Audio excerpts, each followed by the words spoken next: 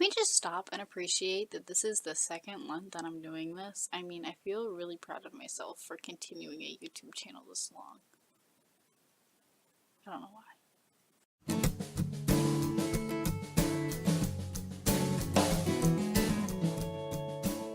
Okay, so, spoiler alert before I do anything else, none of these ideas are mine. They're all from this paper that one of my teacher friends at school gave me. Because, like, I don't see the point in fasting. Really? I think it's stupid. I didn't say that. But that's essentially what I meant and what was going through my head. But basically, she gave me this. Was this 4 sheets? 4 sheets of why I should fast. RCIA notes. So, yeah, none of these ideas are mine, and I'm not reading them. They're coming off this page. But, yeah. So I'm mostly focusing on fasting. I will briefly touch on the other 2 elements, but I mean, I don't understand why we fast. I mean, I kind of do. But, so I'm like, I think other people probably need a little bit help too, because in our American culture, fasting is unheard of. Like, who wants to fast? Nobody. We like food. Face it, we like food. So the 3 pillars of Lent are prayer, fasting, and almsgiving, and the reason I capitalized fasting in the title page, slide, whatever you want to call it, is because that's what I'm talking about mostly. But real quick, prayer, well, all of these ideas are mostly, I can't read it right now, but all these ideas come from the gospel for Ash Wednesday, Matthew, I'm reading it, Matthew 6, 1 through 6, 16 through 18. Yes. Also 7 through 15 discusses prayer, even if it's not actually in the readings. Prayer, fasting, and almsgiving. Because we're going to talk about fasting later, I'm going to talk about almsgiving and prayer. So, prayer, also, I will kind of incorporate this later.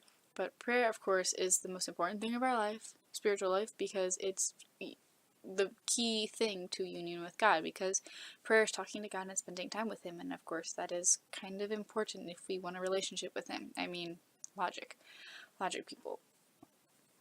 And of course, in my video last year, I can't remember, I haven't watched it in a while, like a year, but in my video last year for Lent, I'm pretty sure I spent a lot of time on prayer, and so I will put the video in the end, so you can see that. And of course, the whole talk that I base my video off of is so good. There's like 3 talks and they're really good, and I encourage you to watch it. Anyway, but yeah, prayer. And then almsgiving. Almsgiving is an imitation of God who continually gives to us. And so God has given us everything. Like, if you think about it, everything that you have right now is a blessing from God. Even if you worked for it, God gave you that job so you could work for the money. Even if you have good grades in school, like, God gave you the brain to get those good grades. So everything that you have is a gift from God, and almsgiving is just a way of giving back. It's a lot of times associated with money, but for people like in high school or whatever, or in college, who don't have a lot of money, a whole lot, like, it can be doing service, service for the homeless, for working in the pro-life movement, or just like service around, like helping your family around your house. Okay, now we're actually going to focus on fasting. And fasting, of course, is mostly associated with food, or at least a really long time ago it was, and I guess it is still now. People think of fasting, they think of not eating, pretty much. But it doesn't have to be. The most effective means of fasting can be from things that tend to absorb our attention more than God. Where your treasure is, there will your heart be also, our Lord said in Luke 12:34. Fasting can help us feel our hunger for God, who is the true source of our happiness, by putting aside things that we think will make us happy, but which really don't. While fasting from food is good and necessary, which, as we will talk about in a minute, it will bring you closer to God. But if, like, fasting from food isn't, the whole point of this is to bring you closer to God, closer to union with God.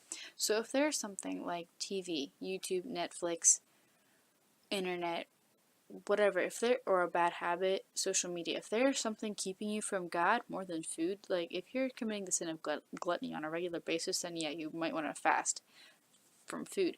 But if it's something else, then you really want to focus on that, because the whole point is to bring you closer to God. So if there's something keeping you from God, then that's what you want to work on for Lent. Okay, now like the reasons for fasting, I guess I should have gone over this before.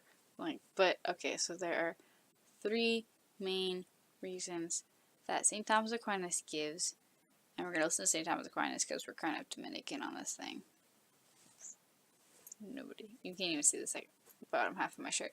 But the 3 main reasons that St. Thomas gives, well, according to this paper that I've been taking everything from, for fasting: to repress strong desires and tendencies towards sin, to atone for sin, and to better dispose ourselves to higher things. Okay, and now to bring it all together, because everything can be connected somehow.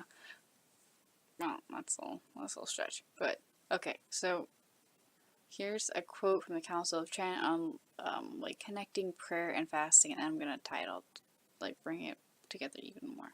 Fasting is most intimately connected with prayer, for the mind of one who is filled with food and drink is so borne down as to not be able to raise itself to the contemplation of God, or even to understand what prayer means. Ouch. Aside from like saying if you eat too much you can't pray, this quote is, I like this quote because it completely tells me that I need to stop eating so much food. No, the reason I have this quote is because it shows like there's a link. Like there's not just 3 separate categories. There's 3 categories that somehow are all entwined together. And of course, the overall branching thing is they all point us and help us grow closer to God.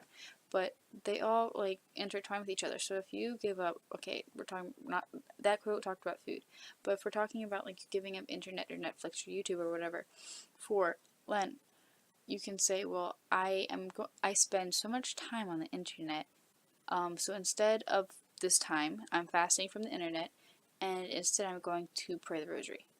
Instead, I'm going to read the Bible for half an hour, 20 minutes.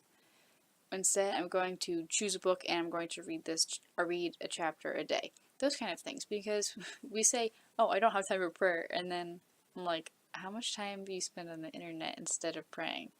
It's like, oh, yeah, I spend a lot more time than I need to on the internet surfing. Like, that's what I think I'm going to do for Lent. So that is one way to intertwine it, and also, like, here's another way to do it is it gives you time for service, or if you don't eat food, you can use the food you would normally buy, like if you don't eat snacks, so you're not buying the snack food, you can give it to the poor, give the money to the poor. So they're really all intertwined in this balance. They're supposed to help each other, so that they help each other, and then like they're all gathered together, and then they just all shoot toward the one goal of getting closer to God.